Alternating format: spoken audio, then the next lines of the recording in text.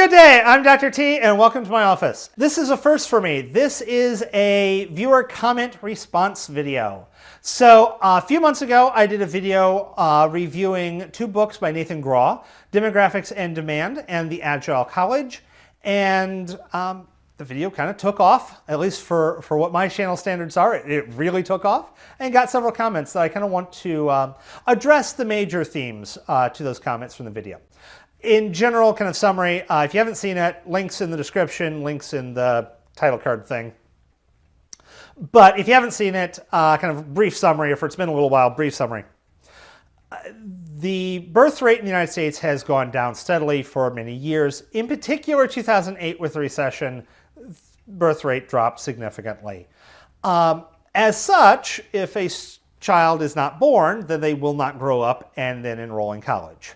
So the number of students expected to enroll in college in the late 2020s and early 2030s is expected to go down to the point where this will create issues for the financial stability of a lot of universities, particularly the small ones. The elite schools should be like completely fine.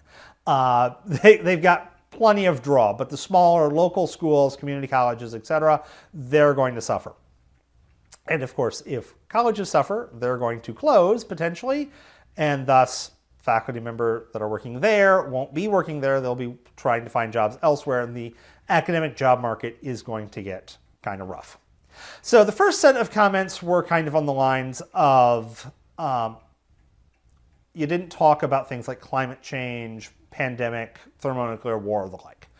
The work of Grawe and then my video about his work was very much focused on higher education to a higher education target audience and things that institutions can do to address those. So this was not looking at problems facing the globe as a whole. This is a much more narrow focus. You know, you have to have a broad focus, but then you've got to narrow down, and this is one of those narrowing down areas.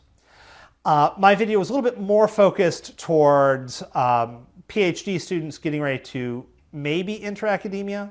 There were a couple of comments like, well, you should learn to code, etc. And that's actually kind of where I was going with this video, or the previous one, is that if you're making that decision, say as a chemist, as I was graduating, I had two choices. I could work for a company as a chemist, doing whatever they needed, either supporting products or researching and developing new products or the like, or I could go into academia. There was a few other choices, but those are kind of the two classic choices.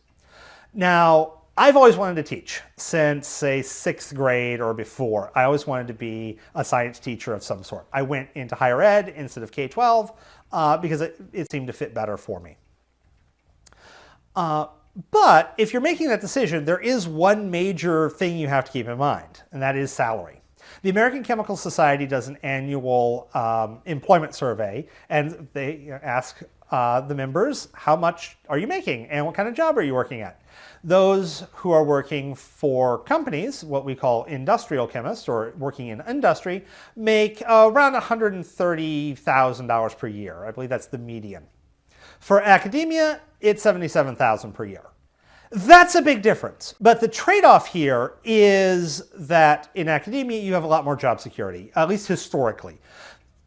Fairly straightforward to get a job. There's competition, but it's not brutal. And then once you get a job, you don't need to be, transitioning jobs frequently once you've got your nice, kind of forever home kind of thing. Once you start either a tenure track or a nice permanent non-tenure track position. You got your visiting professor stuff, you got your temp stuff to start with, but once you get your nice permanent spot, you don't need to be moving from one company to the next. Whereas in industry, it's very standard to transition from one company to another every 5 or so years. That's the way modern corporate life works. It didn't used to. It used to be you get a job at a company and then you're retired from that company and you'd been there for like 30 years. That's long gone. That's all 20th century. That's even really not even the end of the 20th century. So things have changed, but not so much in academia. So going into this, you're making a choice. Do I want higher pay, but probably a little bit more stress in terms of looking for a new job every few years, maybe not having the job security, or do I have lots of job security, but the pay is going to be noticeably less, considerably lower. And that's kind of a, okay, what are my personal preferences kind of thing, and then what do I want to do? Which kind of job sounds more interesting? If you're making that choice now, it's higher pay versus lower pay. That's a different weighting. So if you are going into academia, are you sure you want to? Go in if you have a passion. If you don't have a passion, just don't. Go into industry. If you don't care which way you go into industry. It's probably a better bet. That's definitely a growth field. Academia is not. Now, a few of the other comments were, on ways to address this issue. How do we, as institutions, avoid this? So several thoughts were, well, just increase the number of students. So not, there's less young adults, so increase the percentage of young adults. And Grawe hits this off right off the top of the bat, basically saying that's how we've done this in the past. That's what happened in the 80s. That's what happened in the 90s. As populations have slowed down in their growth, university enrollment has, as a percentage of the population, increased and increased and increased. We're now around 60-ish%. And at this point, we're reaching market saturation. We may have even exceeded it slightly.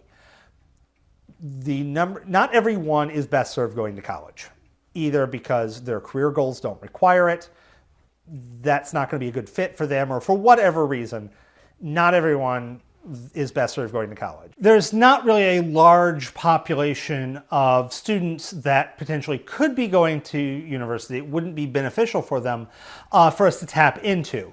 There are smaller pockets, especially in areas such as the Latinx communities and various other minority communities, but these pockets are not incredibly large, and so all schools can't try and tap these pockets. It's a zero-sum game. So a few schools can try and reach out to these various communities that have individuals that would be best served by going to university but are not otherwise doing so. Additionally, reaching out to a lot of these communities really is an issue of trying to reduce costs. Higher education is rather costly in the United States. It makes financial sense. It's a good investment still. It's better than what you can do in the stock market. However, it is still a significantly high barrier. And if a family does not have a particularly good income, that can be a barrier too high for their student in order to cross that barrier. Unfortunately, from the university perspective, keep in mind this is a financial issue for the universities. Tuition is a major source of our income. And so trying to reduce that in order to grow the enrollment numbers runs into this kind of two-edged sword where you're increasing your population, you're increasing your costs, but you are also not really increasing your income because in order to do so, you're cutting back on your tuition. Grawe discusses a few ways of getting around this by having like a very high base tuition, but then having kind of a discounted rate for lots of need-based scholarships. A lot of elite schools will do this, but this can be very off-putting to a lot of individuals because they look at it as like, oh, your tuition is absolutely exorbitant, not realizing that that's not the real price. It's only the price paid by someone who has a fairly affluent family. This is kind of trying to do a cost shift. So it's a highly imperfect solution, definitely not something that's going to work for all schools. And so thus, without an alternative funding source, lowering tuition beyond a certain point is definitely going to be difficult. Now, with other funding sources, that would be a different story. And let's just be honest, as a faculty member, there are a lot of decisions made by administration, athletics, to which I really question, is the cost of that justified by the value that it's adding to the students? And so there's definitely a lot of things I look at admin and go like, dude, that's expensive. That really doesn't help. But Grawe doesn't really go into that category. I should point out that's kind of me jumping in there. But with that said, trying to grow the student population as a percentage of the community is not really going to be a viable strategy because we're really at market saturation.